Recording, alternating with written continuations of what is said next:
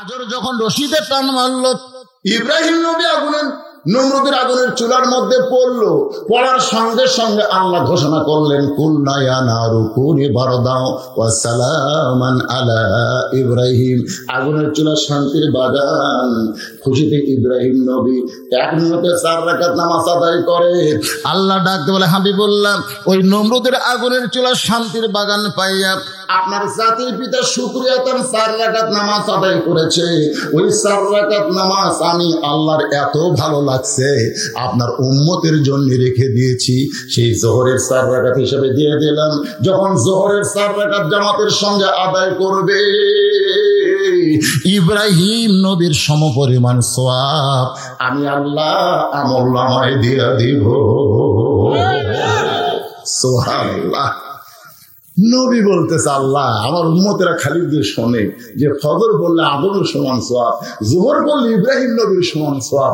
আমি ওয়াদা করতেছি আমার উম্মতেরা জীবন যাবে, গোটা জীবনে কোনোদিন ফজর যোহর কাজা করবে না। নবী আল্লাহর কাছে ওয়াদা করছে, আমার উম্মতেরা জীবন যাবে কিন্তু ফজর আর যোহর কোনোদিন কি করবি না, কাজা করবি না। এটা কিন্তু আমরা যারা নবীর উম্মত আর যারা কাজা করতেছি এরা শয়তানের উম্মত। কথা বল না কেন? নবী ডাকতে বলে, আল্লাহ আসরের 4 রাকাত ফরজ আদায় করলে আপনি কেমন খুশি হবেন একটু শুনতে চাই।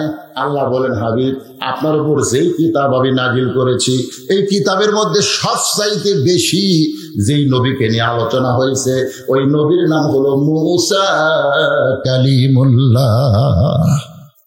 নবীর নাম কি? হ্যাঁ, খুবই আলোচনা করছে আল্লাহ। মুসা নবী মাঝে মধ্যে তুর পর্বতে যাইতেন। কোথায় যাইতেন? তুর পর্বতে। তুর পর্বতে গেলে আল্লাহর সঙ্গে গল্প হয়।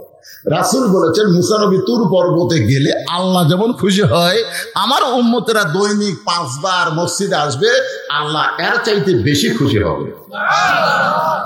আপনারা তুর পর্বতে যাওয়ার পারবেন, কিন্তু এর চাইতে বেশি দামি জায়গা হলো আল্লাহর ঘর মসজিদ। কয়বার? দৈনিক 5 বার। আমরা কার সঙ্গে দেখা করবার যাই? কার সঙ্গে কথা বলি?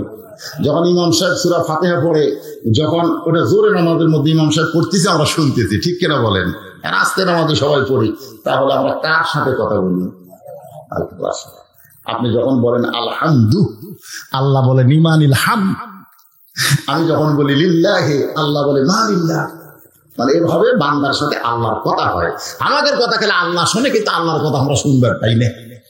এত গান বাজনা শুনলে ওই কথা শোনা যায়? আজে বাজে বউ চিল্লাই চিল্লি শুনতে শুনতে আমাদের কান কি হয়ে গেছে। এই জন্য আল্লাহ বলেছেন, খাতামাল্লাহু আলা কুলুবিহিম ওয়া আলা সামিহিম ওয়া আলা আবসারিহিম গিশাওয়া। তোমাদের অন্তরে মোহর মারার কারণে তোমরা চোখেও দেখো না, কানেও শোনো। মানে আমাদের এমন অবস্থা হয়েছে ভাই, আমরা খালি আজে বাজে শুনবার চাই, আল্লাহর কথা আমরা শুনতে পাই না। ধরে কারণ ঠিক। একদিন মুসা নবী তুর পর্বতের কিনারায় দাঁড়ায় আছে, আসরের 4 রাকাত বলতেছে, একটু মনোযোগ দিয়ে শোনেন। আল্লাহ ডাক দেওয়া, মুসা রে, হে মুসা তোর খবর কি? মুসা বলতেছে আলহামদুলিল্লাহ। যেরকম আমি শুনবার চাইলাম, আপনারা কেমন আছেন? আপনারা কি করছেন? আলহামদুলিল্লাহ। তা আমি যে শুনতে চাইলাম আপনারা কেমন আছেন, তাহলে আপনাকে শোনার দরকার আছে না? আপনার যে একটা লোক বললেন না, হুজুর আপনি কেমন আছেন, মানে গত বছর আসবার পারেননি, সে আগে আছেন।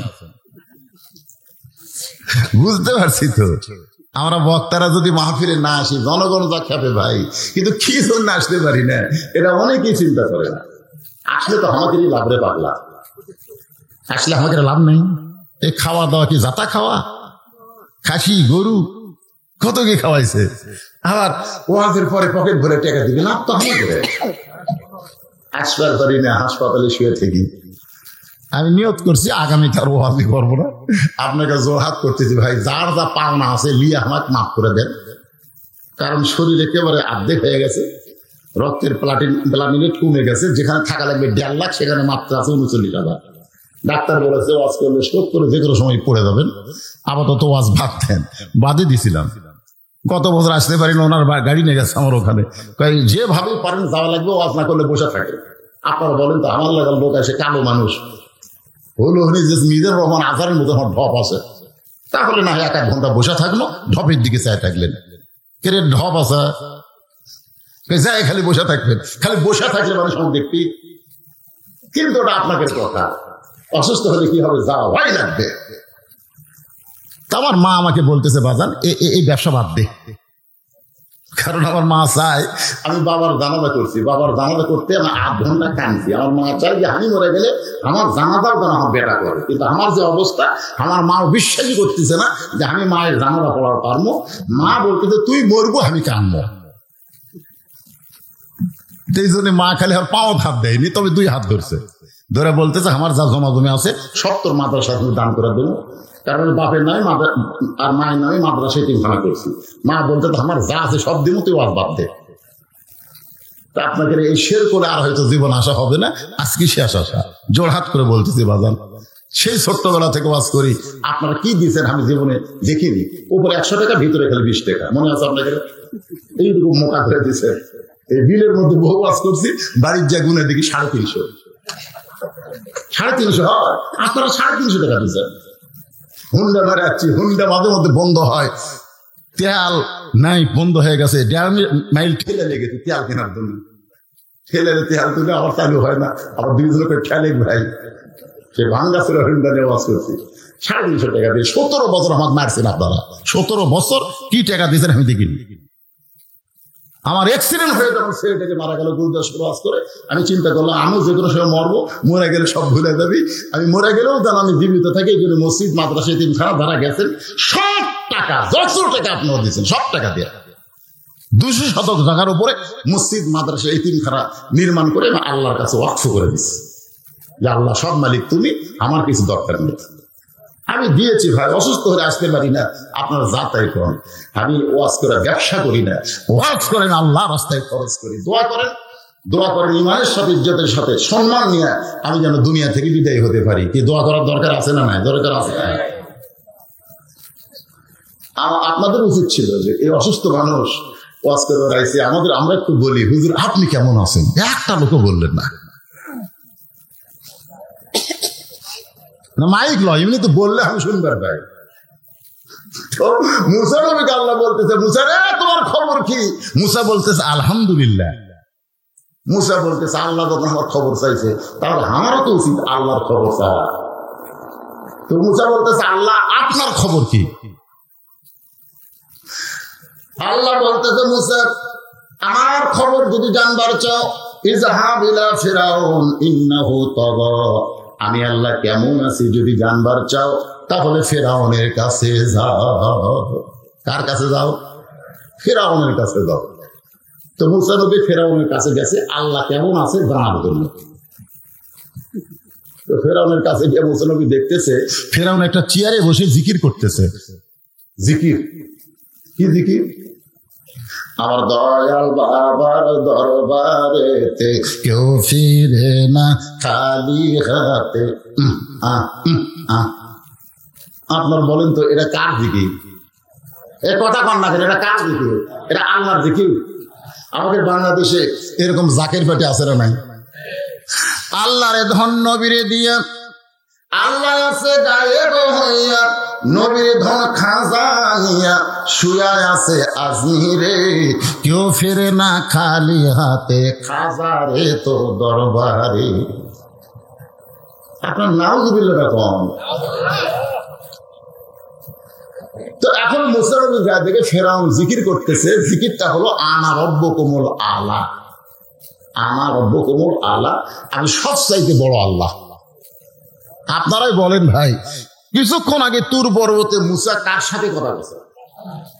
এখন আল্লাহর সাথে কথা কয়ে যদি কাউকে দেখে যে সবচাইতে বড় আল্লাহ, এটা শোনার পরে মুসা নবী কি ধৈর্য ধরবি না রাগ করবে? তো কিছুক্ষণ আগে আমরা কার কোরআন করছি? আল্লাহর কোরআন। আল্লাহর কোরআনের মধ্যে আমরা দেখলাম, হুজুরও দেখছে, আপনারাও দেখছেন, তাবারাকাল্লাযী বিয়াদিহিল মুলক। এই কোরআনের মধ্যে আমরা দেখলাম তাবারাকাল্লাযী বিয়াদিহিল মুলক ওয়া হুয়া আলা কুল্লি শাইইন কাদির। একমাত্র রাজত্ব আল্লাহর চলবে, আল্লাহ ছাড়া কারো রাজত্ব আমরা মানি না। জোরে জোরে কথা ঠিক। হজ করবার যায় আপনি ঠিকই কইছেন, লব্বাইক আল্লাহুম্মা লব্বাইক লব্বাইক লা শারিকা লাকা লব্বাইক ইন্নাল হামদা ওয়ান নি'মাতা লাকা ওয়াল মুলক লা শারিকা লাক। আপনি ঠিকই কইছেন যে রাজত্বের ভিতরে, রাজনীতির ভিতরে একমাত্র আল্লাহ ছাড়া অন্য কাউকে মানি না। আবার বাংলাদেশে অন্য একটা মানুষের আপনি রাজনীতি করতেছেন, তাহলে তো ফেরাউনের মতোই। কার মতো? কথা কন না কেন? ওর মতো। মুসা কয় এখন আল্লাহর সাথে কথা বললাম রে, আর এটি কয় আমি বড় আল্লাহ। মুসা নবী হাত চুলকাচ্ছে। কি চুলকাই? হাত চুলকাই। একটা মারবি, কারণ মুসা নবীর মারের অভ্যাস বেশি। আজরাইলকেও পর্যন্ত ছাড় দেয়নি, কথা ঠিক দিয়ে না। খালি আজরাইল কাছে ওকে মুসা নবীর দান কবজ করবার চাই, মুসাকে চাই।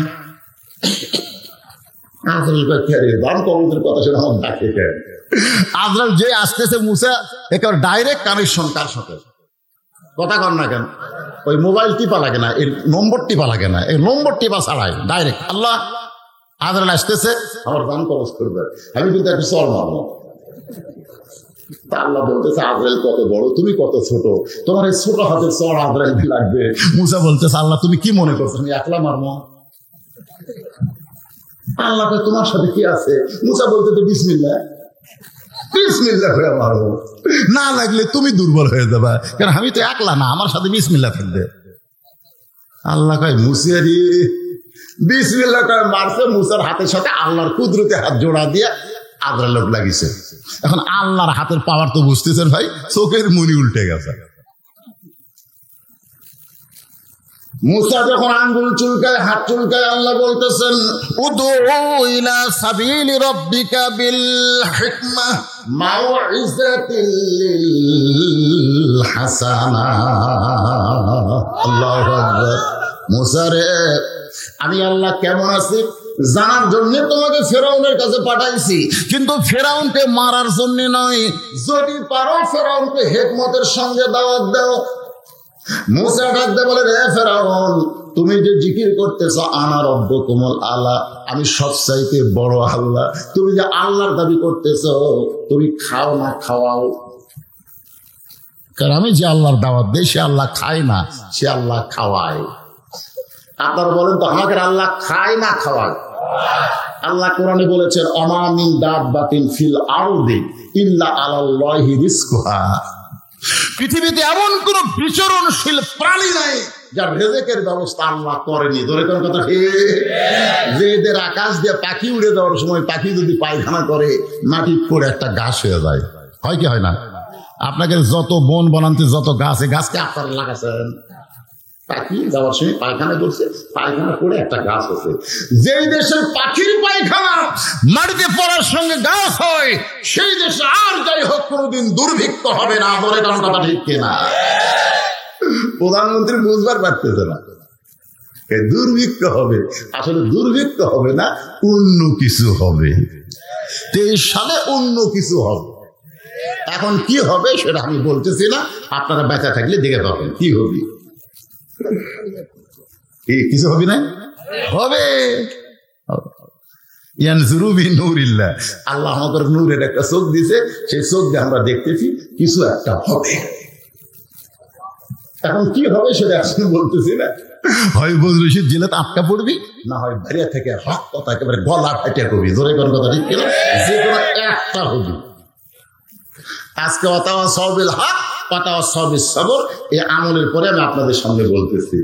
আমার মায়েরা চিন্তা করতে যে হুজুর শুধু পুরুষের সামনে ওয়াজ করতেছেন, আমরা কি পুরুষের চাইতে বেশি আইছি? আমাদের কথা কি আপনাদের মনে, আপনার মনে নাই? আমি সেই মা বোনদেরকে চুপ করে রাখছি, তারা কিন্তু চুপ হয়ে গেছে। এই মা বোনদের জন্য একটু সামান্য সময় ওয়াজ করবো।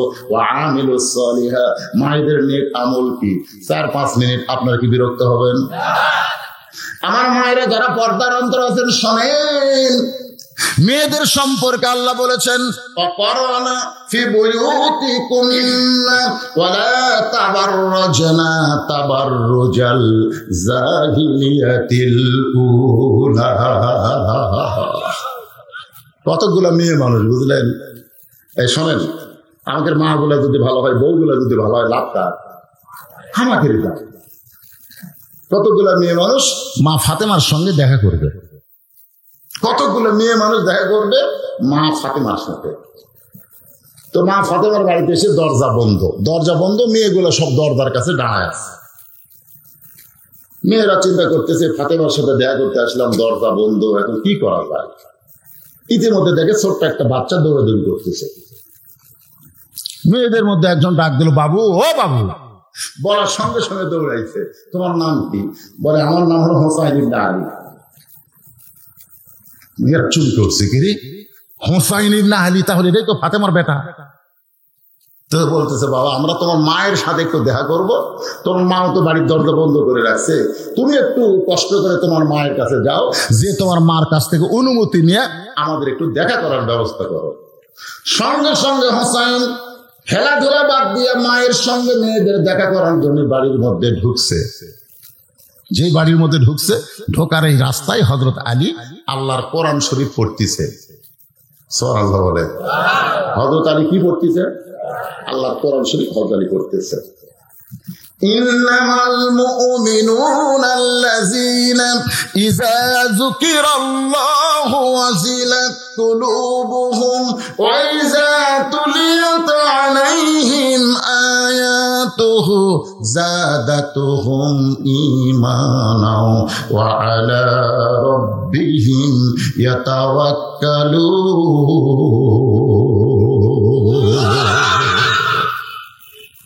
হযরত আলী আল্লাহর কোরআন শরীফ পড়তেছে, ইতিমধ্যে হোসাইন ঢুকতেছে। সঙ্গে সঙ্গে হযরত আলী কোরআন শরীফ পড়া বাদ দেয়। সেই করেছে হোসাইন, হোসেন ব্রেক করে বাইরে খেলাধুলা করতেছিলি, বাপের বাচ্চা খেলাধুলা বাদ দিয়ে তুই দৌড় মারিস কোথায়?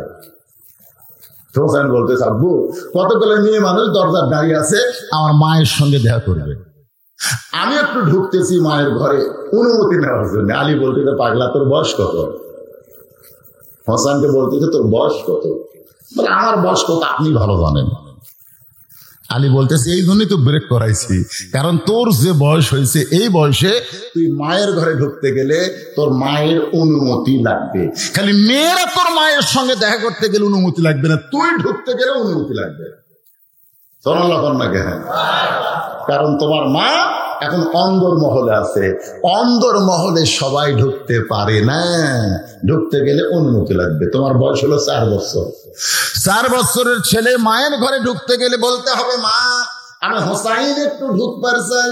মা যদি বলে 1 মিনিট পরে ঢোক, এখন ঢোকা যাবে না, কারণ এখন আমরা গায়ের মধ্যে কাপড় চোপড় ঠিক নাই। কারণ 4 বছর ছেলে যা দেখবে বুঝতে পারবে, এখন বুঝতে পারবে কি পারবে না। মা বলতে চায় 1 মিনিট পরে ঢোক, তার মানে কি সাথে সাথে ঢোকা যাবে না। তুমি 4 বছরের ছেলে হয়েছে, এখন তোমার মায়ের ঘরে ঢুকতে তোমার মায়ের অনুমতি লাগবে।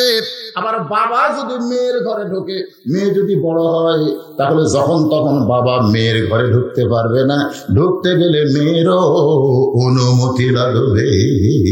ঠিক রাখান। আপনি 2 বছর মেয়েকে বুকে নেন, চাপে ধরেন, চুমা খান, অসুবিধা নেই। 4 বছর মেয়েকে আপনি বুকে নেন, চাপে ধরেন, চুমা খান। কিন্তু 7 বছর যখন হবে, তখন আর চাপে ধরে পারবেন না, চুমা খাবার পারবেন। যখন 10 বছর হবে, তখন আর মুখে চুমা খাবার পারবেন না, কপালে চুমা খাবেন, হাতে চুমা খাবেন। আপনার 12 বছর 15 বছর মেয়ে হলে আপনি কপালেও আর খেতে পারবেন না, হাতে চুমা খাবেন।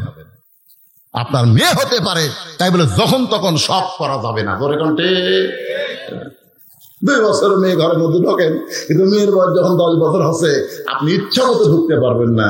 ঢুকতে গেলে মেয়েকে বলা লাগবে, মা, আমি তোমার বাবা একটু ঘরে ঢুকতে চাই। মেয়ে যদি বলে, আব্বু একটু দেরি করে আসেন, আপনি দেরি করবেন, ব্রেক করবেন, খাড়া হবেন। আলী বলতে, হোসাইন, শুধু একজন মানুষ ঢুকতে অনুমতি লাগবে না, একজন মানুষ ঢুকতে অনুমতি লাগবে না, সেইটা হলো স্বামী। তার বইয়ের ঘরে ঢুকতে কোনো অনুমতি লাগবে না। তাহলে বাবা মেয়ের ঘরে ঢুকতে কি লাগবে? ছেলে মায়ের ঘরে ঢুকতে, কিন্তু স্বামী বইয়ের ঘরে ঢুকতে কথা কয় না কেন? কথা কয় না কেন? লাগবে, অনুমতি লাগবে। বস, ছেলেকে বসাইছে, বস আল্লাহর কোরআনের কাছে। হোসেনকে আল্লাহর কোরআনের কাছে বসতে দিয়ে, কারণ কোরআনের কাছে ছোট বাচ্চারা যদি বসে, ওই বাচ্চারা ফেরেশতার চাইতো ভালো হয়ে যায়। বসার পারছেন আপনার বাচ্চাদেরকে কোরআনের কাছে? কারণ এই কোরআনের কাছে বসবার গেলে শর্ত হলো লা ইয়ামাসসুহু ইল্লাল মুতাহহারুন। ততক্ষণ পর্যন্ত স্পর্শ করতে পারবি না যতক্ষণ পর্যন্ত পেশাব পায়খানা উযু গোসল ঠিক না হবে। যেরকম কথা ঠিক। হোসেনকে আল্লাহর কোরআনের কাছে বসতে দিয়ে এবার হযরত আলী ফাতেমার ঘরে ঢুকতেছে। রে মায়েরা বোনেরা, যারা পর্দার অন্তরালে একটু মনোযোগ দিয়ে শোনেন। হযরত আলী ফাতেমার ঘরের মধ্যে ঢুইকা দেখতে পায় ফাতেমা বাম হাতে জাতা ঘুরাই আর ডান হাতে আল্লাহর কোরআন তেলাওয়াত করে। হযরত আলী অন্তর্মহলে ঢুকে দেখতেছে ফাতেমা এই বাম হাতে কি ঘুরাচ্ছে? জাতা, বোঝেন? জাতার মধ্যে গম দিছে, জব দিছে, এইটা ঘুরে ঘুরে আটা করতেছে। কি হলো তোরকে? কি এর কি হতে রে? চোখ ধরতে গেলে আশ্চর্য, এলে সিজার করা রে। আসলে সিজার করা বলেন না, আমাদেরও কিন্তু টানে বার করতে ঠেলা পাচ্ছে। আমার দাদি বলতে, ভাই তোর টানে বার করতে গেলে তোর মাথা লম্বা হয়ে গেল, মানে বাড়াই না, সব বাড়াচ্ছে, মাথা বাড়ায় না। মাথা এরকম লম্বা হয়ে গেছিল, পরে বাইরে করে থাবড়িয়া থাবড়িয়া থাবড়িয়া মাথা গোল করছে। আর এলা তো থাবড়ার লাগে রে, খালি পেট কাটিছে, বার করার সময় একজন আছে, এত না ছিল না, গমের মধ্যে ছিল। মানে আরো 2 দিন পরে বাচ্চা হবে। ডাক্তার কষায় টাকা খাওয়ার জন্য আগেই পেট কাটো, কষ্ট করার কি দরকার? এই সিজার করা গুলা কোরআনের মাহফিলে বসে থাকতে পারবি না তো।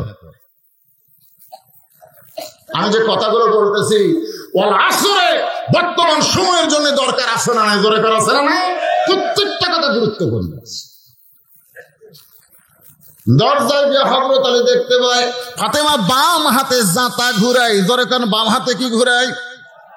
জবের আটা, গমের আটা ঘুরাইতেছে জাতার ভিতরে, আর ডান হাতে আল্লাহর কোরআন তেলাওয়াত করতেছে। কোরআনের কয়েকটা আয়াত হাতের মধ্যে নিয়ে ফাতেমা তেলাওয়াত করতেছে। এই দৃশ্য দেখার সঙ্গে সঙ্গে হযরত আলী রব্বানা, সবাই বলেন রব্বানা আতিনা ফিদ দুনিয়া হাসানাতাও ওয়া ফিল আখিরাতি হাসানা ওয়া কিনা আযাবান নার। আল্লাহ, আলী বলতেছে আল্লাহ তুমি আমাকে কি দিছো? আল্লাহ তুমি কি দিছো? আমি ঘরের দরজায় ঢুকে দেখতেছি আমার ভাঙ্গা ঘর আল্লাহর জান্নাত হয়ে গেছে।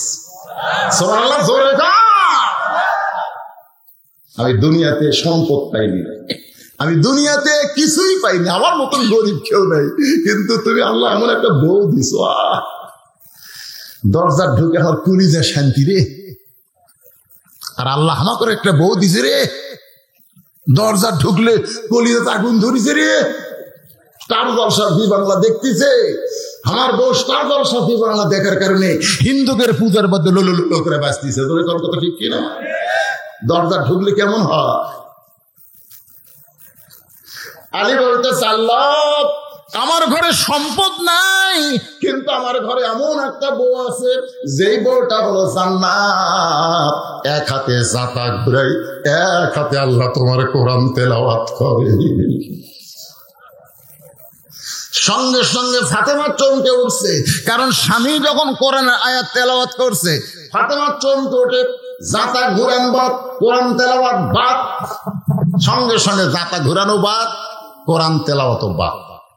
দুইটা বাদ দিয়ে স্বামীর সামনে এসে বলতেছে আপনি তো কোরআন শরীফ পড়তেছেন, কোরআন শরীফ পড়তে পড়তে বইয়ের কথা মনে হচ্ছে, আপনি হঠাৎ কেন ঘরের দরজায়? আলী বলতেছে আমি কেন দরজায় সেটা পরের কথা, তুমি জাতা ঘুরান বাদ দিলে, কোরআন তেলাওয়াত বাদ দিলে কেন? ফাতেমা বলে স্বামী আপনি জানেন, স্বামী যখন বইয়ের কাছে আসবে তখন বইয়ের জন্য সমস্ত কাম হারাম, একটাই মাত্র কাজ স্বামীর কাছে খারাপ হওয়া। জোরে বলেন সুবহানাল্লাহ। আলী বলতেছেন ঠিক আছে আমি ঘরের দরজা আসলাম, তুমি জাতা ঘুরান বাদ দিলে, দুনিয়া বাদ দিলে, কিন্তু আল্লাহর কোরআন তেলাওয়াত বাদ দিলে কেন? ফাতেমা বলতেছে কোরআন তেলাওয়াত করা হলো নফল, আর স্বামীর কাছে দাঁড়ানো হলো ফরজ। সুবহানাল্লাহ কোন না কেন? এই মায়েরা শোনেন শোনেন।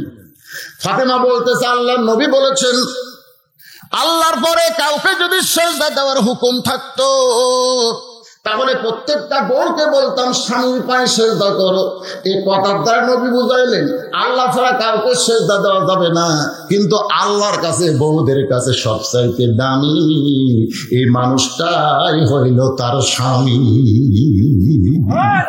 আপনি যখন ঘরে ডাকছেন তখন আমার এই কোরআন তেলাওয়াত লাগবে না, নফল কোনো ইবাদত লাগবে না। রাসূল বলেছেন স্বামীর অনুমতি ছাড়া বউদের নফল ইবাদত করা যাবে না।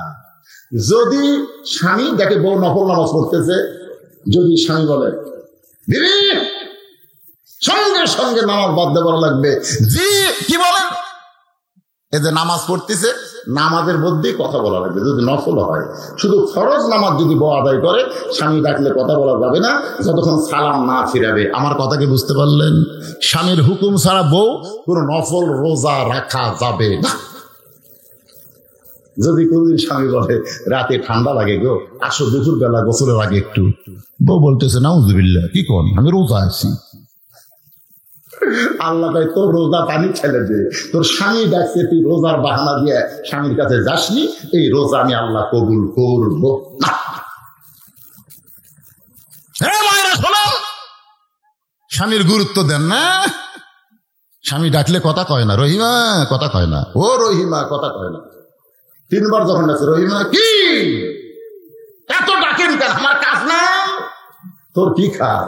স্বামী ডাকলে সব কাজ লাগতি মার, একটা কাজ স্বামীর কাছে খারাপ হওয়া। জোরে করেন সুবহানাল্লাহ। ফাতেমা বলে স্বামী গো আপনি যখন ঘরের মধ্যে ঢুকছেন আমার একমাত্র কাজ হলো আপনাকে খুশি করা, বলেন কি করতে? বলে ফাতেমা আমি ঢুকতে চাইনি, ঢুকতে চাইছিল তোমার ছেলে হোসাইন, কিন্তু হোসাইনকে থামায় দিয়ে আমি ঢুকছি। কতগুলো মেয়ে মানুষ দরজায় দাঁড়িয়ে আছে, ওই মেয়ে মানুষগুলো তোমার সঙ্গে দেখা করতে চায়, তুমি ফাতেমা যদি অনুমতি দাও তাহলে মেয়েদের জন্য দরজা খোলা হবে। ফাতেমা বলে স্বামী গো আমার কোনো আপত্তি নাই, মেয়েরা যদি আমার সঙ্গে দেখা করতে চায় তাহলে আপনাকে কষ্ট করে পর্দার ব্যবস্থা করা লাগবে। মেয়েরা যদি আমার সঙ্গে দেখা করতে চায় আপনাকে কষ্ট করে পর্দার ব্যবস্থা করা লাগবে, কারণ পর্দার ব্যবস্থা করা এটা নারীদের দায়িত্ব না পুরুষের দায়িত্ব? জবান খুলে একটু কথা বলেন।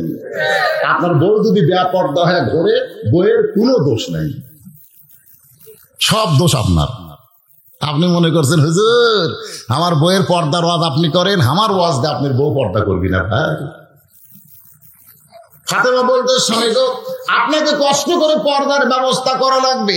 আলী বলতেছে রে ফাতেমা মেয়েরা মেয়ের সঙ্গে দেখা করবে, এখানে আবার পর্দার কি করা লাগবে? ফাতেমা বলে স্বামী আপনি জ্ঞানের মাস্টার হবার পারেন, জ্ঞানের রাজা হবার পারেন, কিন্তু পর্দা বিষয়ে আমার চাইতে আপনি কম জানেন। সুবহানাল্লাহ কেন?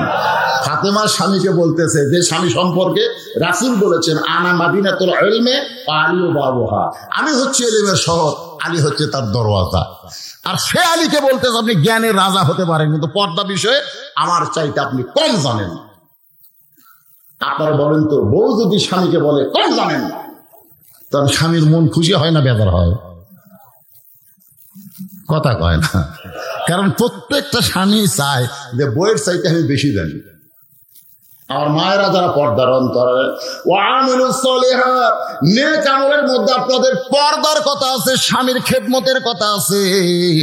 এই কথাগুলো আমি আপনাদের বোঝানোর জন্য বলতেছি। মা একটু মনোযোগ দিয়ে শোনেন। মুসা বলতেছে ফেরাউন রে তুই যে আল্লাহর জিকির করতেছিস, তুই যে জিকির করতেছিস আর সেই জিকিরের মধ্যে বলতেছিস আনা রব্বুকুমুল আলা, আমি সবচাইতে বড় আল্লাহ, তুই খাস না খাওয়াস? তুই কি খাস না খাওয়াস? আমি যে আল্লাহর গোলামি করি, যে আল্লাহর তাবলীগ করি, যে আল্লাহর জিকির করি, সে আল্লাহ খাওয়ায়, সে আল্লাহ কোনোদিন খায় না। তখন ফেরাউনের কাছে একজন প্রধানমন্ত্রী বসে আছে। ধরে কোন কি মন্ত্রী? আসরের 4 রাকাত নামাজ কিন্তু আপনাকে শোনাচ্ছি, কি বিরক্ত হচ্ছেন? প্রধানমন্ত্রীর নাম হলো হামান। ধরে কোন নাম কি? হামান সাহেবের থেকে বলতেছে আমার আল্লাহ খায় না, আমার আল্লাহ খায়, মানে আমাদের আল্লাহ ফেরাউন। সেই জন্য হামান বলতেছে আমার আল্লাহ খায়। মুসা বলতে তুই তো ফেরাউনকে নষ্ট করলি রে। আজকে আমাদের বাংলাদেশে এরকম কিন্তু হামান মার্কা মন্ত্রী আছে যারা জীবনে চেয়ারম্যান হবার পারবি না, বিনা ভোটে এমপি মন্ত্রী হয়ে এর কে যা মশানো হচ্ছে ভাই। জোরে কোন কথা ঠিক না? মুখে যা আসে তাই কয়। এক হামান মন্ত্রী গত পূজার মধ্যে বলছিল হিন্দু করো, তোমাদের ঠাকুরকে আমার কথা একটু বলো। মুসলমান মন্ত্রী হিন্দুদের বলতেছে তোমাকে ঠাকুরকে আমার কথা একটু বলো। শালা চাপাত জুতা মারা দরকার। প্রত্যেক নামাজের রাকাতে লা সালাতা ইল্লা বিফাতিহাতিল কিতাব, নামাজ হবে না সূরা ফাতিহা ছাড়া। আল্লাহ বলতেছে ইয়াকা না'বুদু ওয়া ইয়াকা নাস্তাইন, যা কিছু আছে আমার কাছে বল। জোরে কর কথা ঠিক কি না? আমি ছাড়া শোনার কে আছে রে? তিনটা চৌকিদার আমাকে বললো হুজুর হিন্দুদের পূজা পহরা দিয়ে আমাকে লাভ আছে। হুজুর কি লাভ দেয়? হুজুর ওই যে খাবার দিয়ে দেয়, ওই শালা তো খাবার পারে না, আমরাই খাই। পায়েস দেয়, লাড়ু দেয়, ঘিয়ের লাড়ু দেয়, মুখের আগে দিয়ে যায়, ওগুলা তো গেলে ছায়া থাকে, আমরা সমানে খাই। আমি বললাম ভাই এবার কি দেখলে? একটা মারাত্মক জিনিস দেখছি, আপনি বলা যাবে না। আমি বললাম কেন বলা যাবে না? আপনি তো বক্তা মানুষ, স্টেজে বলে দিবেন। আমি বললাম না রে ভাই বলবো না, কি দেখছিস? হুজুরুল্লাহ খাইয়া তো আমরা মোটা হয়ে গেছি, ঘুম ধরে গেছে। হঠাৎ ঘুমোতে চেতন ভাই দিকে রাত 10 ওরই সামনে খাবার আছে, এক কুত্তা খাচ্ছে, এক কুত্তা সমানে খাচ্ছে, ওইখানে চাই আছে হাত নিয়ে, 10টা হাত নিয়ে চাই আছে। কুত্তা খেতে পারে না, কিন্তু পরে কুত্তা আমরা খেতে দিল, আসা গেছে। শালা নমস্কার করিস, ওই কুত্তা খেতে আমরা পারে না রে।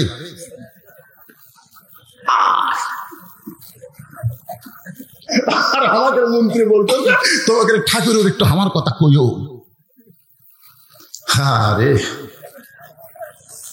আরে কোলটা চলতেছে, আল্লাহ পরিবর্তন করে দিলে কিছু একটা হবি। জোরে কথা ঠিক না? হক এখন পারতিস না, খালি অ্যাঙ্গেলে মেরে যাচ্ছি ভাই। আল্লাহর বান্দার একটু মনোযোগ দা কথাগুলো শোনেন। আসরের 4 রাকাত ফরজ নামাজ কেমনে পাইলাম? নামাজটা পড়লে আমাদের লাভটা কি? এরপরে মাগরিব, এরপরে এশা। কারণ মসজিদের কারণে মাহফিল, সেই মসজিদের মধ্যে নামাজ হবে, আর নামাজ নিয়ে গুরুত্বপূর্ণ আলোচনার দরকার আছে না নাই?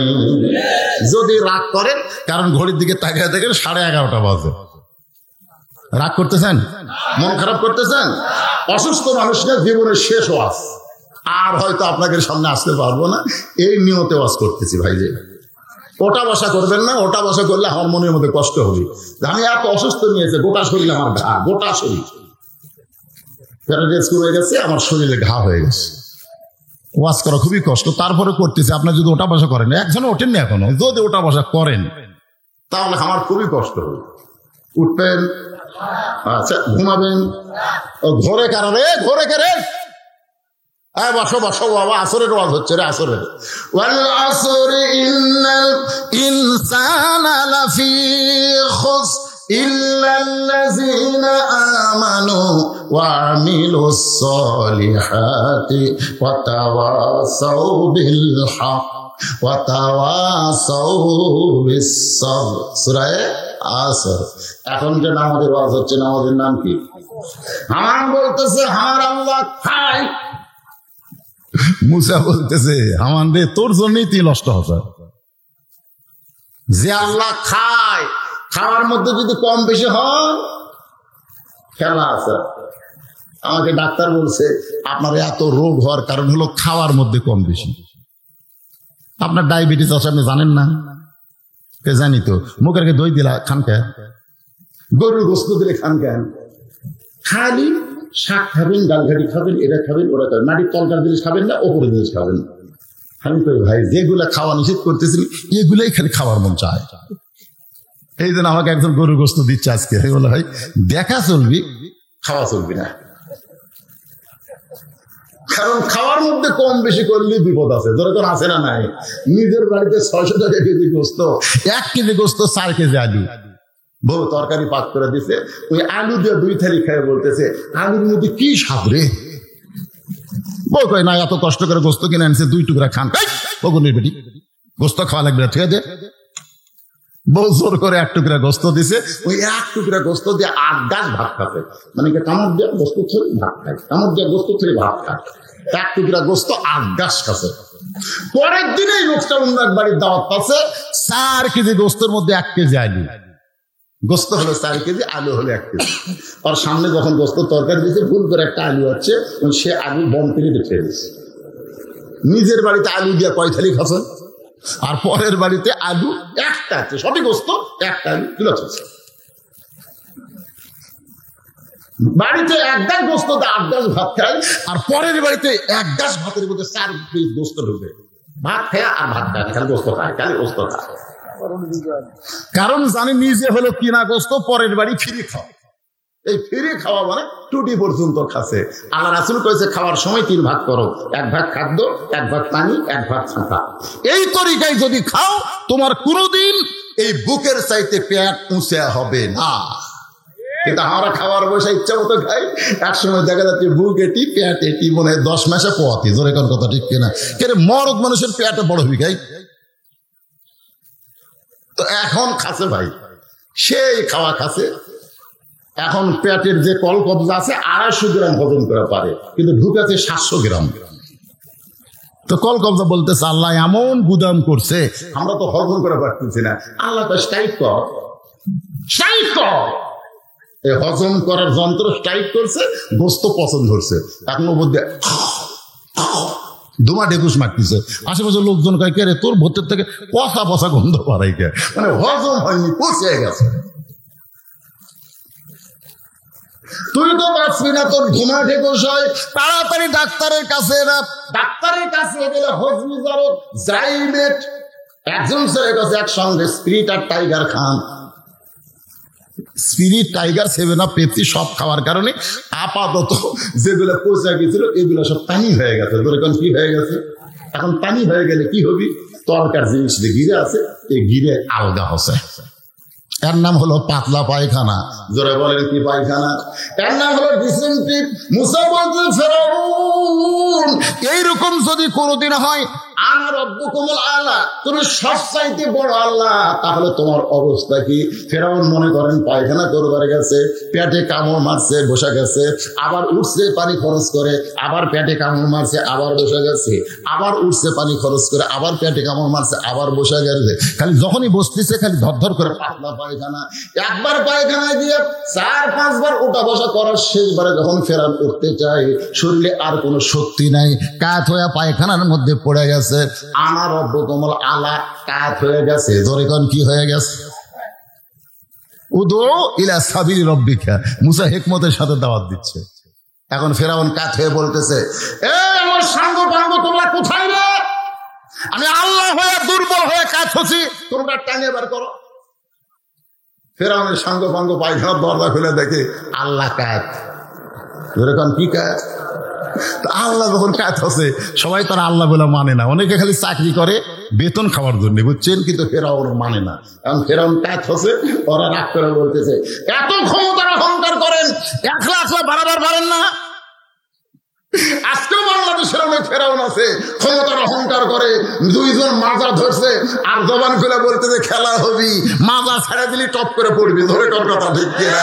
একলা একলা বাড়াবার পারেন না। সঙ্গে সঙ্গে ফেরাউন বুঝবার পারছে মুসা তার আসল জায়গায় হাত মারছে। সঙ্গে সঙ্গে ফেরাউন বলে ধর। যেই বলছে ধর, মুসা বলতেছে আল্লাহ ফেরাউন তোমাকে ধরবার চায়। আল্লাহ বলে মুসা দৌড় দে। মুসা বলতেছে আল্লাহ জনগণ বলবে। মুসা ফেরাউনের ভয়ে দৌড়ায়। আল্লাহ বলে আরে মুসা না, ফেরাউনও যাবে, তুমিও যাবে, তুমি পার হবে, কিন্তু ফেরাউন আর পার হওয়ার পারবে না। পরিবর্তন নিজের চোখে দেখতে হবে। মুসা নবী দৌড়াই, ফেরাউন সাঙ্গ পাঙ্গ নিয়ে দৌড়াই। এমন একটা জায়গায় গেছে যে জায়গায় গেলে মুসার দৌড়াবার পারে না। মুসা বলে আল্লাহ সামনে দৌড়িয়া, এখন কেমনি দৌড়াই? ফেরাউন বলে মুসা আর দৌড়াবি না, 3 দিকে আমরা সৈন্য সশস্ত্র হয়ে দাঁড়ায় গেছি, একদিকে দৌড়িয়া এখন তুই করবি কি? আল্লাহ ডাকতে বলে মুসা রে, নাসরুম মিনাল্লাহি ওয়া ফাতহুন কারীব ওয়া বাশশিরিল মুমিনিন। আমি আল্লাহ তোমার জন্য 11টা রাস্তা করে দিলাম। সাগর যখন রাস্তা হয়ে গেছে, মুসা নবী নীল সাগরের তলদেশে রাস্তায় গিয়া এক নিয়তে 4 রাকাত নামাজ আদায় করে। আল্লাহ বলে, হাবিব, ওই সাগরের তলদেশে মুসা নবীর 4 রাকাত নামাজ আমি আল্লাহর এতই ভালো লাগছে গো, আমি আপনার উম্মতের জন্য আসরের 4 রাকাত হিসাবে দিয়ে দিলাম। আপনার উম্মতেরা আসরের 4 রাকাত নামাজ যখন জামাতের সঙ্গে আদায় করবে, মুসা নবীর সমপরিমাণ সওয়াব আমি আল্লাহ দিয়া দিব। লিল্লাহি তাকবীর, লা ইলাহা ইল্লাল্লাহ, লা ইলাহা ইল্লাল্লাহ, লা ইলাহা ইল্লাল্লাহ মুহাম্মাদুর রাসূলুল্লাহ। ইয়াকুব নবী বাস করিতেন কেনানে, সবার চাইতে ভালোবাসতেন ইউসুফকে। আপনারা সকলে ঘটনা জানেন, ইউসুফকে 10 ভাই কূপের মধ্যে ফেলে দিয়েছিল, সেখান থেকে ইউসুফ নবীকে বিক্রি করা হলো। জুলাইখা লালন পালন করে এক সময় লালসা পূরণ করার জন্য অন্যায় কাজ করতে চাইলো। ইউসুফ যখন রাজি হলো না, ইউসুফকে জেলখানায় বন্দী করা হলো। বিনা দোষে দোষী করে ইউসুফ নবী জেলখানায় বন্দী হলো। সেখান থেকে আল্লাহ তাকে মুক্ত করে এক সময় মিশরের প্রেসিডেন্ট বানায় দিল। যে 10টা ভাই তাকে কুয়ার মধ্যে ফেলে দিয়েছিল, 10টা ভাই তার কাছে খাবার গুনে সাহায্য প্রার্থনা করলো। ইউসুফ নবী তার ধৈর্য ধারণ করে তাদের মাফ করে দিল।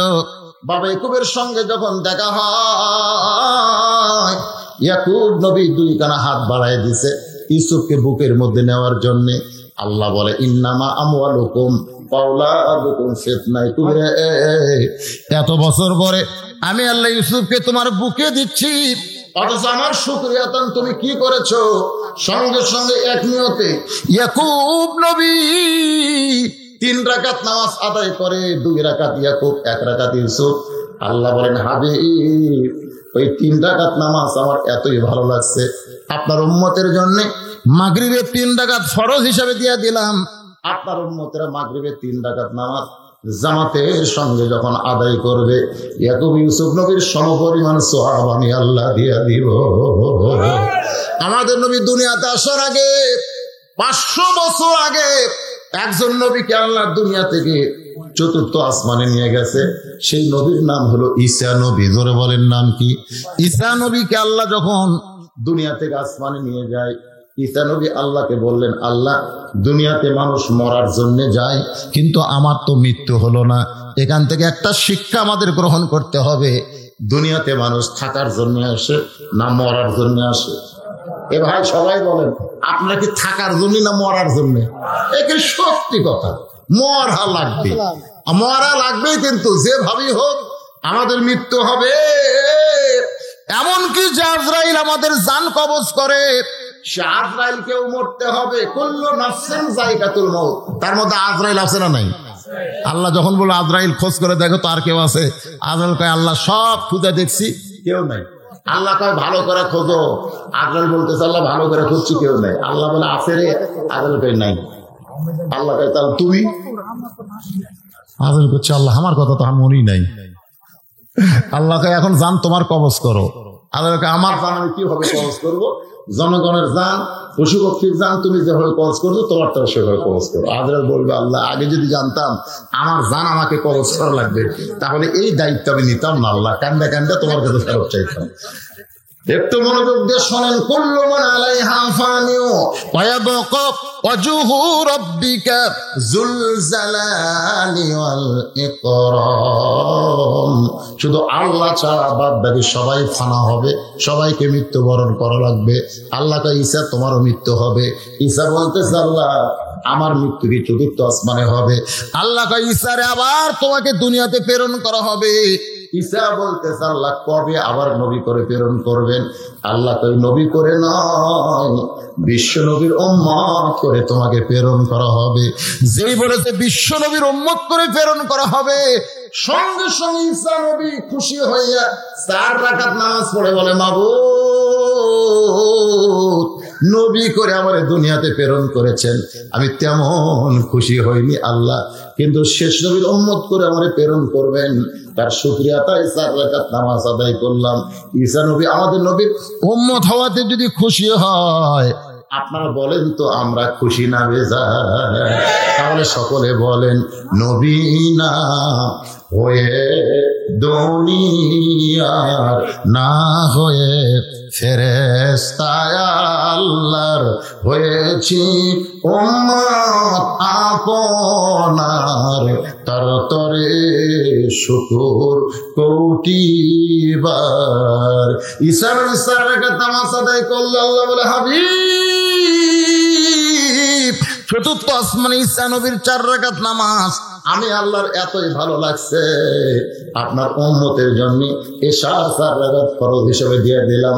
আপনার উম্মতেরা এশার 4 রাকাত ফরজ নামাজ যখন মসজিদে জামাতের সঙ্গে আদায় করবে, ঈসা নবীর সমপরিমাণ সওয়াব আমি তার আমল নামায় দিয়ে দিব। আজকের এই নামাজের ওয়াজ শোনার পরে কোন নামাজ বাদ দেওয়া যায়? আপনারা কোন কোনটা বাদ দেওয়া যায়? মাশাআল্লাহ। তাহলে 5 ওয়াক্ত নামাজ যদি আমরা শুরু করে দেই, আল্লাহ ওয়াদা করেছেন ইন্নাস সালাতা তানহা আনিল ফাহশাই ওয়াল মুনকার, একমাত্র নামাজই পারে যুবকদের ভালো করতে। দরকার কথা ঠিক কিনা? সমস্ত খারাপি থেকে আজকে আর্জেন্টিনার পতাকা আমরা টাঙ্গাইছি, ব্রাজিলের পতাকা টাঙ্গাইছি, লজ্জা করার কথা ভাই। যেই টাকা আমরা পতাকার পিছনে খাটাইছি, সেই টাকায় এই শীতের মধ্যে কত গরিব দেখবেন রাস্তাঘাটে ঘুম পাড়তেছে, তাদের একটা শীতের পোশাক নাই। ধরে কারণ ঠিক কিনা? যে টাকাতে পতাকা কিনেছে, ওই টাকা যদি ওদেরকে দান করে দিতাম, আমরা জান্নাত পেতাম।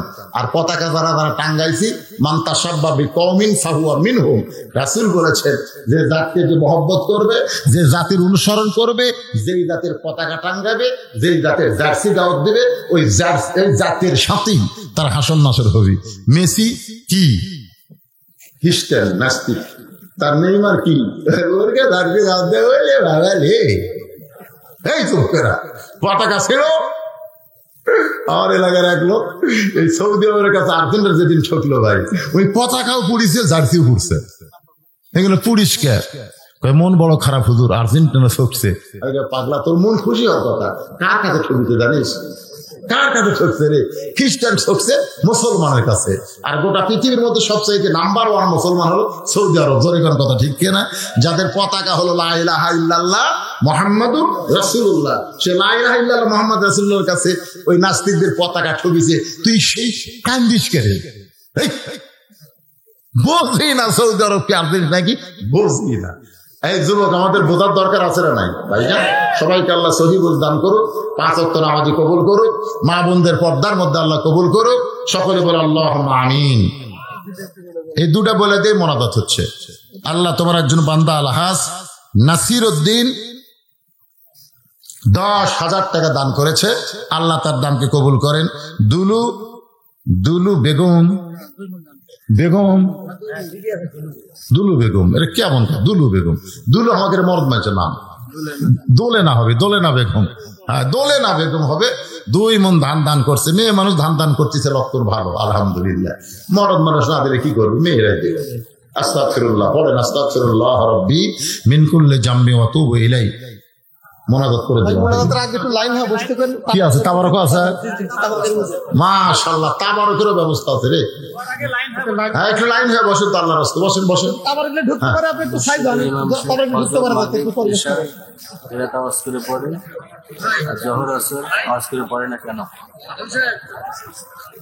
কি করলেছে মসজিদের ইমাম সাহেব ফজর, মাগরিব, এশা এ সময় কেরাত আওয়াজ করে পড়ে এবং জোহর আসর আওয়াজ করে পড়ে না কেন? আল্লাহ কোন? এটা আল্লাহর হুকুম। মা তাকুমুর রাসূলু ফাখুযুহু ওয়া মা নাহাকুম আনহু ফান্তাহু। আমাদের নবী আমাদের যেটা শিক্ষা দিয়েছেন, আমরা সেই শিক্ষা অনুযায়ী চলবো। তোরা কেন ঠিক কিনা? আসর জোহরে নবী আসতে পড়েছে, মাগরিব ফজর এশায় জোরে পড়েছে। এই নবীর অনুসারে আমরা অনুসরণ করতেছি। এখানে কোনো প্রশ্ন চলবে? মায়ের কাছে কোনদিন প্রশ্ন করছেন, মা আমি তাকে আব্বা ডাকি, কেমনে আব্বা হলো? কেমনে আব্বা হলো? মা যদি কয় তোর মন চায় আব্বা ডাক, না হয় ডাকিস না, কেমনে হলো আমি বলবার পারবো না। ইসলামের কিছু প্রশ্ন আছে যেগুলো প্রশ্ন করা যায় না। একজন আমাকে বলছে যে হুজুর সূরা ফাতিহা হলো কোরআনের মা, তো কোরআনের বাপ কোন সূরা? আমি বললাম কে রে পাগলা, নবীর কথা মতো সূরা ফাতিহা কোরআনের মা পাইছি, বাপ তো পাইনি। তুই যখন বাপ শুনবার চাস তাহলে শোন, ঈসা নবী বাপ ছাড়াই জন্ম হয়েছে। ঈসা যদি বাপ ছাড়া জন্ম হয়, কোরআনও বাপ ছাড়া মায়ের মধ্যে তো হতে পারে। ধরে কারণ কথা ঠিক কি না? তো যাই হোক, এগুলো আমাদের প্রশ্ন করা ঠিক না। ভাই লাইন হয়ে বলছেন আপনারা? যারা তবরক দিবেন তারা কি রেডি? তবরকালা রেডি হয়েছেন? মোনাজাতের মধ্যে দিবেন না পরে দিবেন? মোনাজাতের ভিতরে দিবেন। তাহলে তারা রেডি হবে না, হইচই করবেন না।